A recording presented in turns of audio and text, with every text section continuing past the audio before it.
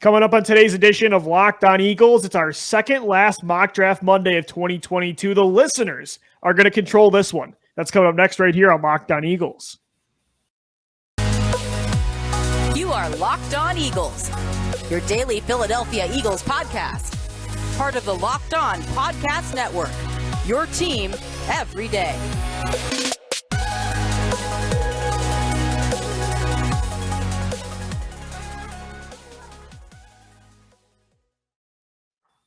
Today's episode of Locked On Eagles is brought to you by BetOnline. BetOnline has you covered this season with more props, odds, and lines than ever before because BetOnline is where the game starts. I'm Louis DiBiase. He's Gino Camilleri. Welcome into another edition of Locked On Eagles, and thank you so much for making Locked On Eagles your first listen each and every day. Monday through Friday, we have a podcast for you on all platforms, on YouTube, and on Twitter at Locked On Birds, at DiBiase LOE, and at GC24_football. It's our second last mock draft Monday of the 2022 offseason. The NFL draft is next Thursday. We finally made it. Gino and I are going to go through our positional rankings this week. We had Thor Nystrom on Friday to preview the quarterback position. Gino, it's here, man. We have our listeners running the mock draft today. We've got one more next week, and then it's go time. It feels like it's taken forever, and at the same time, I can't believe it's already here. It's kind of a double-edged sword.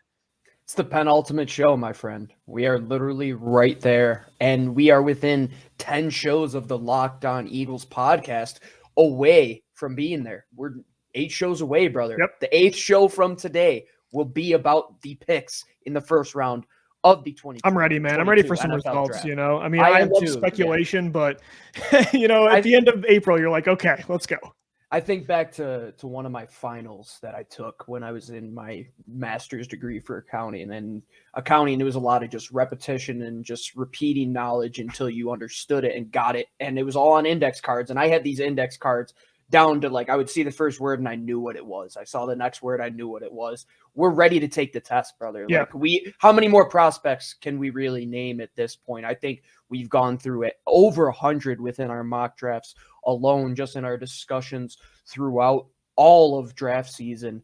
There are so many guys that can instantly make an impact here in Philadelphia. And I think we hit on the areas of where they really are going to target, and all the speculation, all the visits, all of the rumors we are hearing are about positions like defensive line. They're about positions like cornerback, safety, wide receiver, everything we've been hitting on. And following along with the user mock draft today on Twitter, Lou, it seemed like all the fans and everybody in Eagles Nation here is on the same boat of how they want to approach this first round. And that's why I like to do this show every year, is because me and you go through each and every scenario of what we think they're going to do, what we would do, try some things out if they traded up, if they traded down, what if certain prospects fell in certain ranges because the draft is so unknown. You want to cover all your bases. We use mock drafts more for that kind of thing more than trying to be right and, you know, having it be more predictive, because it's very hard to be predictive with a mock draft. So we use it in a different way. And, you know, today I wanted to see what the listeners were thinking, but you're right, man. Based on their selections, we did a 4-round mock draft with the listeners. So it was 6 selections total. They really either are listening to us and agree, or everybody is kind of recognizing what this team needs to do in this draft class. So let's dive into it. We had our listeners, and thanks to everybody that contributed today on Twitter at Locked On Birds doing this mock draft. We had it to a vote.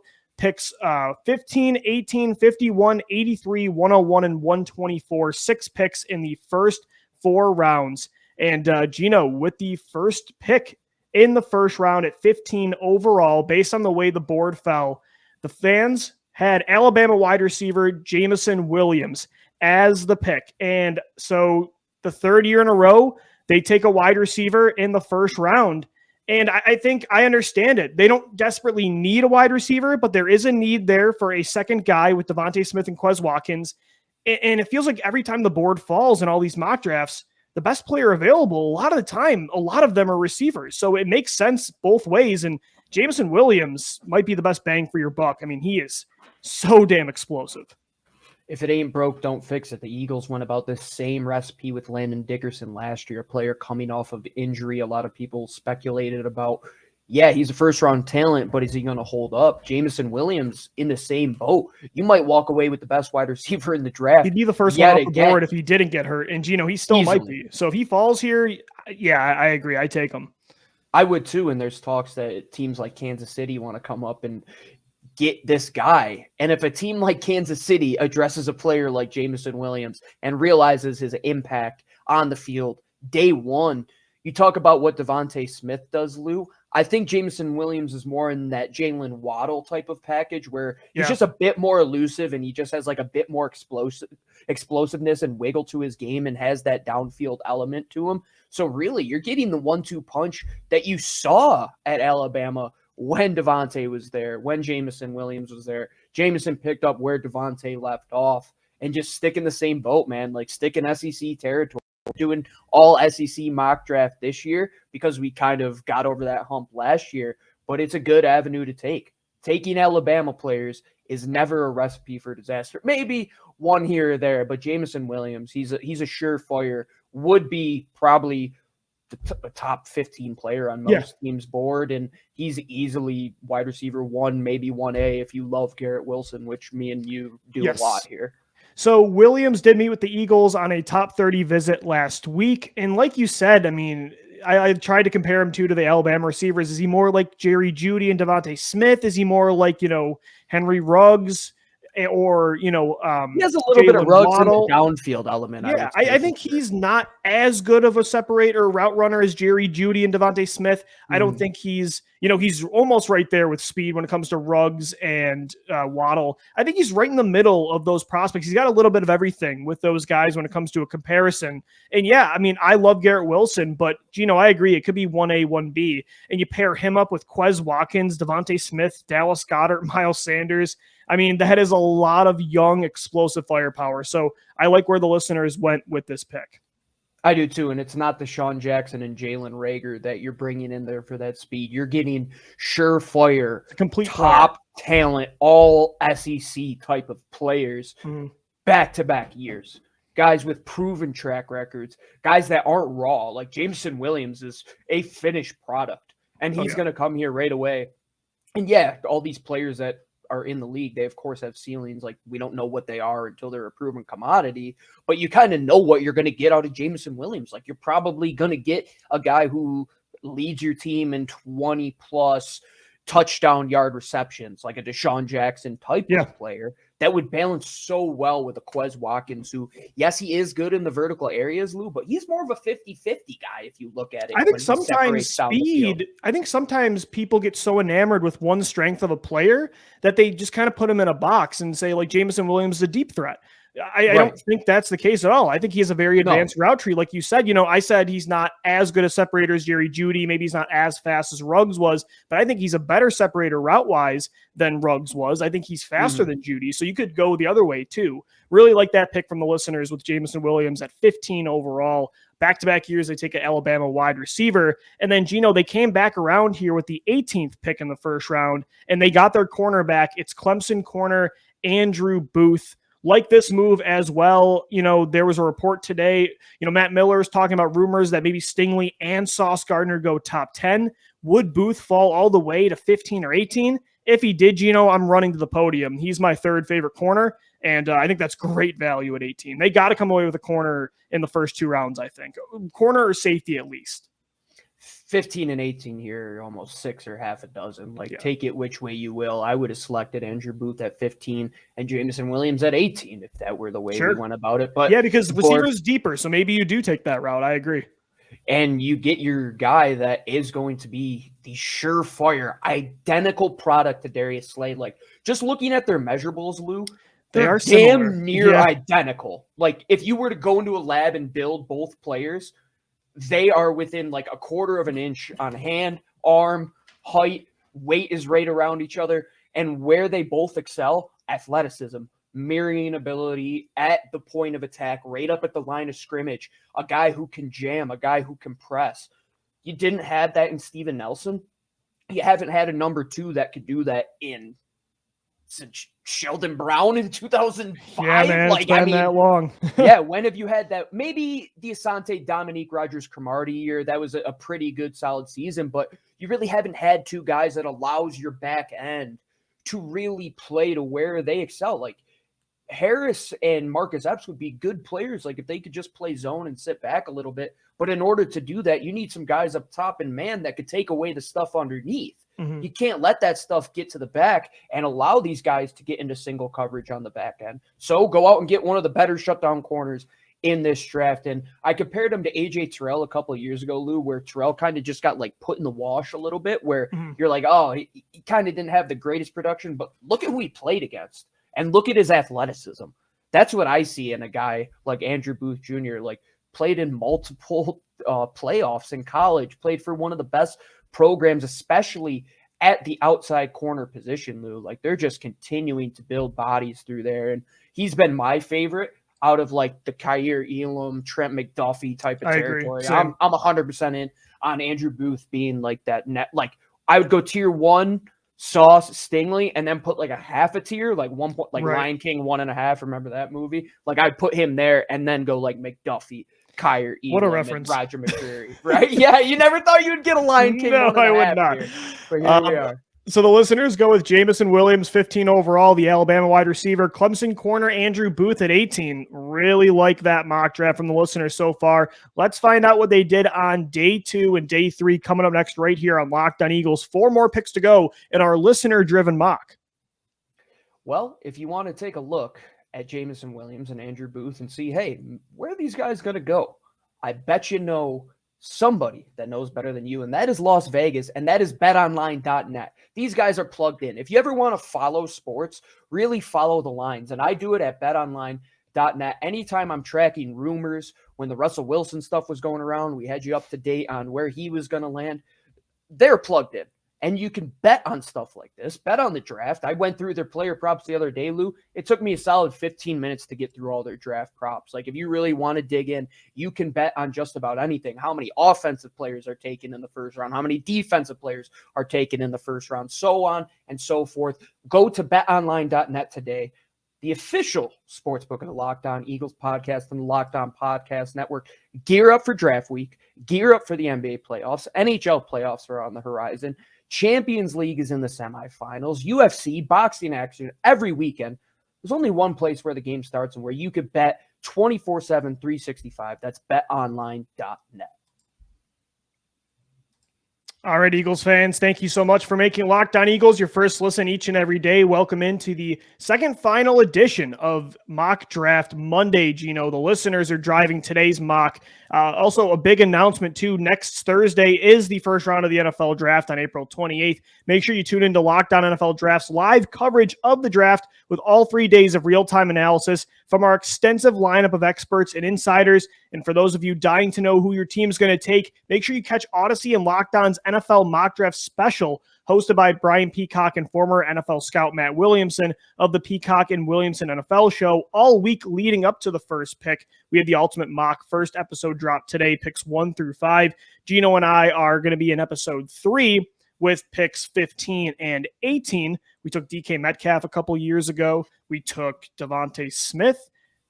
We took Brandon Ayuk too in the middle. We've taken 3 receivers back to back years. So you'll have to find out if we did it again on Thursday. That's going to drop. No, Wednesday. So make sure you subscribe to the Ultimate Odyssey and Locked On Mock Draft wherever you get your podcasts. Today, the listeners are driving our mock draft. So far in the first round, they went with Alabama wide receiver Jameson Williams and then Clemson cornerback Andrew Booth. Gino, with the second round pick, 51 overall, the listeners went with a linebacker. They went with Christian Harris. Your thoughts? Do you think this is realistic for the team? Or I do think fans buy into linebacker more than the team itself for sure. Well, Kyle Krabs, who hosts Locked On Miami, he put out what I think would happen mock draft on the Draft Network. He went Garrett Wilson, Andrew Booth, and he went with Chad Muma. So the exact ideology of what our fans have done here. They went corner, they went wide receiver, they went linebacker. Christian Harris, another guy on day 2. And for me, Lou, without having that third pick, I think pick 51 really is prime territory to target one of these linebackers. Like, you're in prime position to get Chad Muma, to get Christian Harris. Like, there's a nice bunch of these guys early on day 2 that you could get. Christian Harris, I mean, what more can you say about these Alabama linebackers? Like, we don't have a guy that can cover sideline to sideline. Now, are they Nakobe Dean and the Georgia guys? No. But they're right there. Like, Yeah. if you were to grade, I mean, Nakobe Dean as being like a top linebacker. Same with Devin Lloyd. Like, Christian Harris is in that day 2 bubble for a reason. Legitimate speed, man, for the position. Yeah, absolutely. I think he's kind of like Davian Taylor coming out, where he's not a finished product when it comes to fundamentals, spacing, IQ, in coverage, things like that. Like, he was really good coming downhill as a blitzer at Bama. But I do like the idea of bringing him in, because with Davian Taylor, we don't know if he can stay healthy. Kazir White hopefully is a long-term piece, but he's only on a 1-year deal. You don't want to rely on TJ Edwards forever. So bringing in a guy like Harris in the second round and making sure because it's a tough bet to assume that Taylor and White are going to become long-term pieces, right? So I'm not saying that linebackers off the board. Like, I don't know if it's likely because of White and Taylor, but at the same time, like, it shouldn't be off the board because of those two either. No, and the thing with Christian Harris is you'll be able to like plug him in right away in a lot of sub packages. Right. Like, if you go a little bit heavier at linebacker and pop out a safety, I would run Christian Harris, Davian Taylor, and Kaiser White at those 3 positions. Your athleticism takes a huge jump year after year, going from a group with Alex Singleton, Eric Wilson, and TJ Edwards to Christian Harris, Davian Taylor, and Kaiser White. I just need somebody that is at least going to be here for multiple years. Davian Taylor, you don't know if he's going to be here for multiple years. Yeah. You're probably going to have to pay him. So Christian Harris at least is another swing of the bat at this position. I would prefer Chad Muma. I love Chad Muma. I think he can really do it all. Christian Harris, like you said, he's just as good as the rest of the guys in this group with top-notch speed. Yeah, put the speed out there and let the play develop. And I think Johnathan Gannon got better play out of his linebackers last year with the same group that Jim Schwartz had for multiple seasons. And I believe in his ability to develop at this position. I think bringing Christian Harris into Johnathan Gannon would just be a very, very smart move, because you're going to get a player that could play right away, excel in sub-package areas, learn the zone, learn the pass concepts, but fly to the football, which this team so badly needs. He's probably a safer bet than Davian Taylor to pan out. Like, I like the progress Taylor made last year, but I would understand. You're also taking him 50 picks higher. So right, 100%. Kind of like Michael Kendricks, the last linebacker you took in the second round in 2012. Like, that's kind of what Kendricks was at Cal, right? A guy that used his speed, got to the quarterback, developed more as he went on. Like a run and chase type of guy. Yeah, absolutely. Into his body, definitely. So Christian Harris, 51 overall, the linebacker from Alabama. For the listeners in this mock draft, Gino, with the first third-round pick they have pick 83 and 101. The listeners went with a guy that you really like, so do I. It's Oklahoma edge rusher Nik Bonitto. I like that the listeners recognize this team needs help on the second and third level of the defense. Wide receiver value is too good to pass up in the first round. And edge depth is really deep this year. You don't have to force a pick like George Karlaftis in round 1. If you can get, I think Benino might go second round. Drake London was also on the board from USC.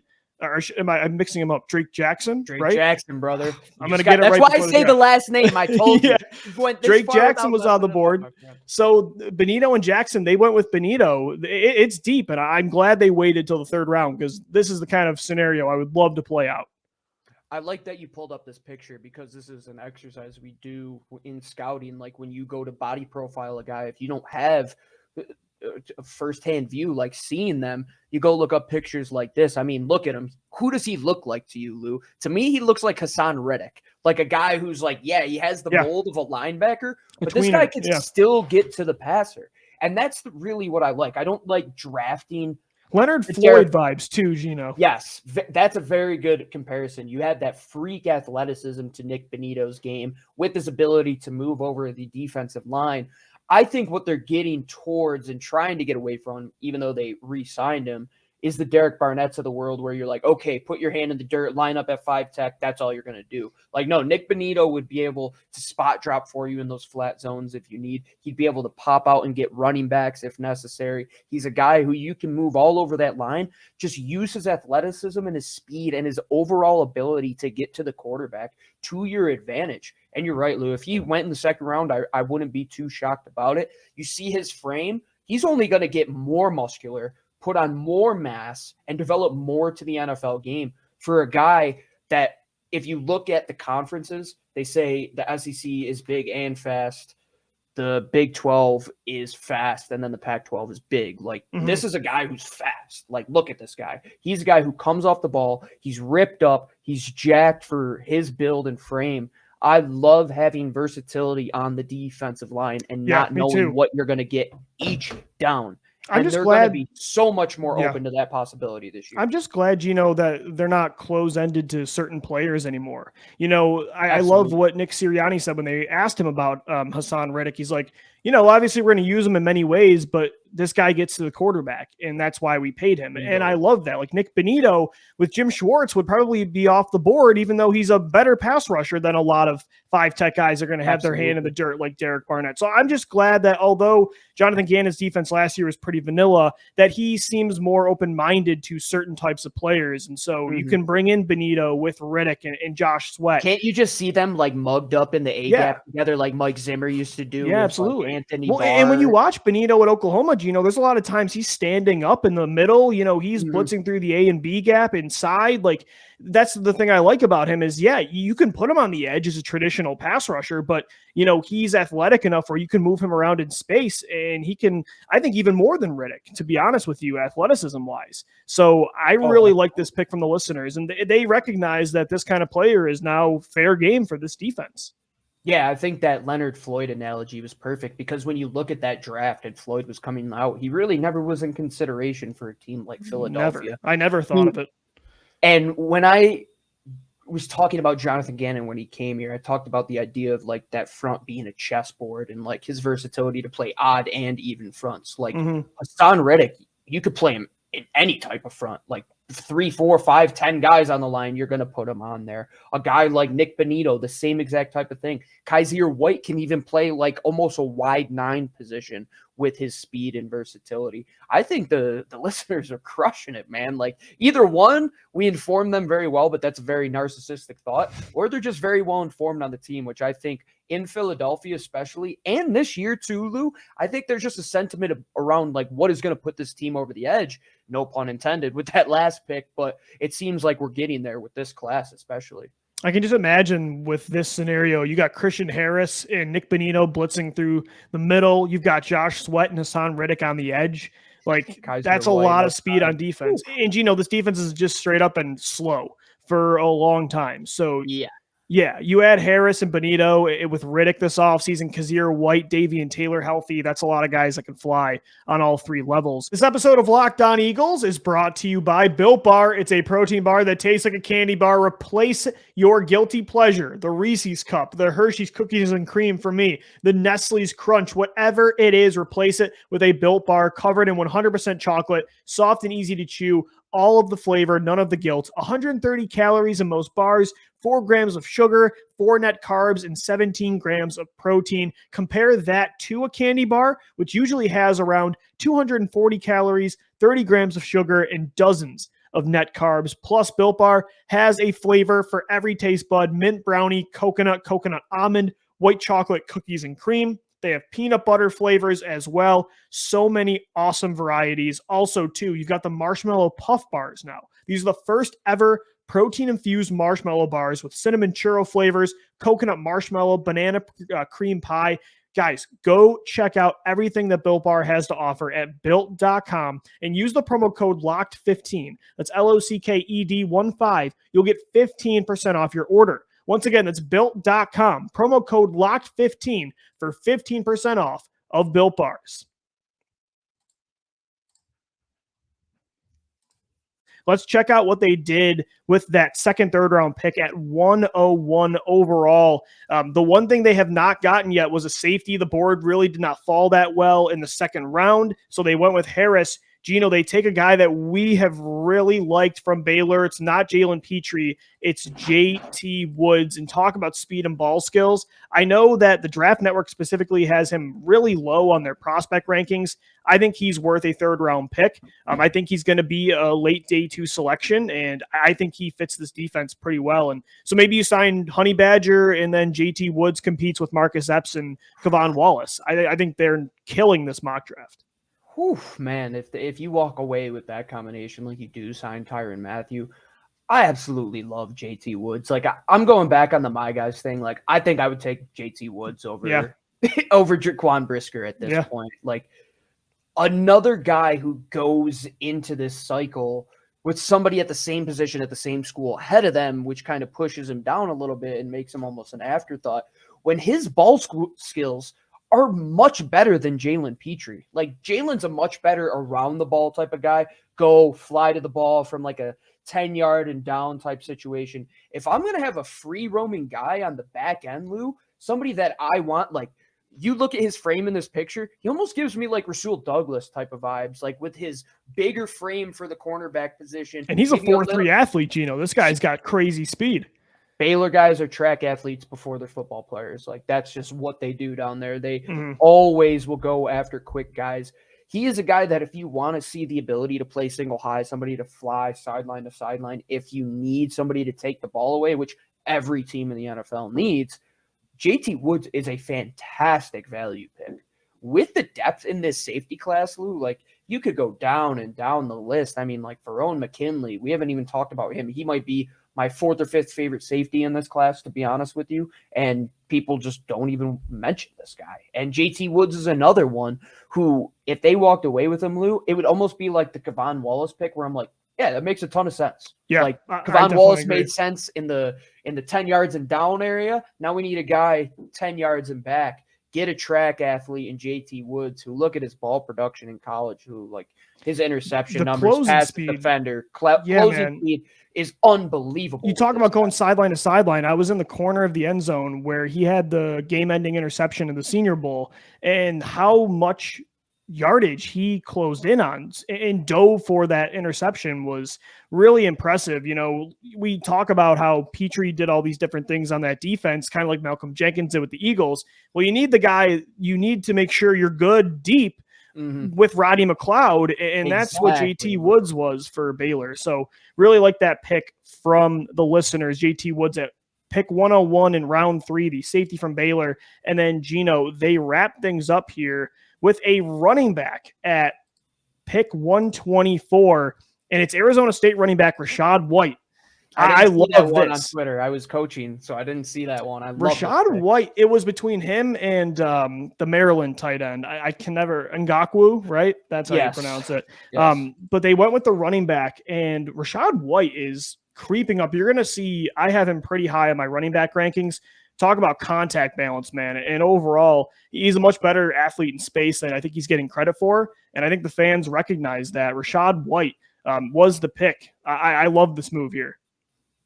I can't say enough about this kid, man. I mean, great picture that you pulled up. You see his freak athleticism at his size at the running back position. It's almost like Arizona State kind of just gets guys that were running backs at some point in their career and just puts them all over the field. Like Brandon Ayuk and N'Keal Harry, like those guys really were lined up everywhere. Rashaad White is going to give you a little bit of everything. Like, he's going to give you a bit in the pass game. Oh, did I mention that his junior season, he only went for 10 yards a carry? Averaged 10 yards a carry in a college NFL setting in a Big 5 conference. That is freak ability, my man. And he dropped from 10 to 5.5, but still his contact balance is surreal. He could get up to speed with ease at that size. And if you've watched the tape recently on him, Lou, what I said about Ayuk, and I mentioned this about Rashaad White the last time we took him, the touchdown eyes are there, brother. Like, he hits the hole. He's looking for space. He's looking for room to hit home. I really want that compliment to, like, Miles Sanders and Kenny and Boston, because there's going to be games when a team just doesn't go light on the defensive secondary and plays up big and base and maybe even adds another linebacker. And, like, yeah, Miles can take hits for sure, but these guys have all been injury riddled throughout their career. Rashaad White is going to stay on the field. He's going to be able to withstand multiple hits. And if there's a guy that I just kind of want to run down the clock, like at the end of a game, which the Eagles have done pretty well the last few years, Rashaad White is a simple plug and play for Jordan Howard, who's going to give you a ton more juice. Much better athlete. Yeah, 100%. A ton more juice. Way better in space than Jordan Howard. Some of the tackles he broke at the Senior Bowl too. Gino, I didn't even really, he wasn't on my radar until that game, and I'm like, damn. He's almost like Antonio Gibson if you think about it. Like, he kind of is a receiver, but is a running back, but is huge and won't be taken down by small corners and safeties. Kind of has to take on a linebacker to get him down. Like, I love running backs like that because they really do present a chess piece. You could put them out into space in the slot position against the linebacker, give him two-way go. If so, and if you got him on a safety, put him out into the flat on a pitch and see who wins that battle one-on-one. Like, I love the options that we came away with from this class. And I agree. We talk about needing pillars we need pillars to this team, but at the same time, you have to have the foundation. Like, a house is cool from here and above. Like, I'm in my basement right now. This is the foundation keeping the house up. You need role players, the Kenny Gainwells of the world, the Teron Jacksons of the world. So those picks like Rashaad White, like JT Woods, those are going to even be more valuable for you, like down the stretch in some areas. How many times has this Philadelphia Eagles team been down in cases where they're playing walk-on rookies or undrafted free agents? Yep. Yeah, you come away with athletes. You come away with guys who average high production, but at the same time still have ceilings. Like, JT Woods could still grow. Rashaad White could still grow. I was going to say, there's a lot of upside in this class. I mean, a lot of it. Jameson Williams, too. I mean, getting healthy. He had that breakout at Bama, but even before that, he was at Ohio State, and, he wasn't really getting onto the field a lot because of how stacked Ohio State was at receiver. So, listeners, great job. I mean, this was one of my favorite mocks that we've had this year, and you guys killed it. So, hats off. Thanks so much for contributing to that mock draft on Twitter at LockedOnBirds. We're going to keep talking birds up until the draft and all year long. So make sure you follow our accounts at GC24_footballs, where you can find Gino. You can find me at DiBiase LOE. Also subscribe to the podcast, all platforms, Monday through Friday, video form on YouTube. And we'll see you tomorrow for another edition of Locked On Eagles. We thank you so much for making Locked On Eagles your first listen each and every day. Now make sure your second listen is the Locked On NFL Draft Podcast with Ryan Tracy and former NFL cornerback Eric Crocker. They bring the draft to life every day, giving you all the insight on prospects. They're coming out with their top 5 rankings right now. You can find that wherever you get your shows as well. For Gino Camilleri, I'm Lou DiBiase signing off. As always, thank you for downloading. Thank you for listening and watching. And let's go Birds. Fly, Eagles, fly.